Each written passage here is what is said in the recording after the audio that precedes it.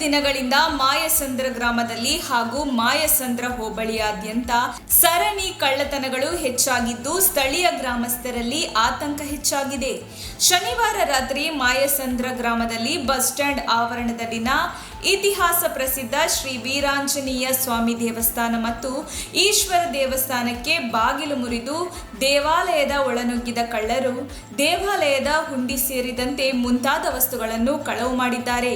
ಗ್ರಾಮದ ನಾಗರಾಜ ನಾಯಕ ಮಾಲೀಕತ್ವದ ವೀರಭದ್ರ ಮೆಡಿಕಲ್ ಸ್ಟೋರ್ನ ಕಬ್ಬಿಣದ ಬಾಗಿಲು ಮುರಿದು ಹಣವನ್ನು ಕಳವು ಮಾಡಲಾಗಿದೆ. ಗ್ರಾಮದ ಕೆಲವು ಅಂಗಡಿ, ಟೀ ಅಂಗಡಿ ಸೇರಿದಂತೆ ಚಿಲ್ಲರೆ ಅಂಗಡಿಗಳಿಗೆ ನುಗ್ಗಿ ಹಣ ಮತ್ತು ಹಲವು ವಸ್ತುಗಳನ್ನು ಕದ್ದೊಯ್ದಿದ್ದಾರೆ ಎಂದು ಪಟ್ಟಣದ ಪೊಲೀಸ್ ಠಾಣೆಗೆ ಕೆಲವರು ದೂರು ನೀಡಿದ್ದಾರೆ. ಇಂದು ಸೋಮವಾರ ಬೆಳಗಿನ ಜಾವ ಮಾಯಸಂದ್ರ ಹೋಬಳಿಯ ಮಾವಿನಕೆರೆ ಗ್ರಾಮದ ಕೆಂಪಮ್ಮ ದೇವಿಯ ದೇವಾಲಯ ಹಾಗೂ ಚಿಲ್ಲರೆ ಅಂಗಡಿಗೆ ನುಗ್ಗಿ ಹಣವನ್ನು ದೋಚಿದ್ದಾರೆ.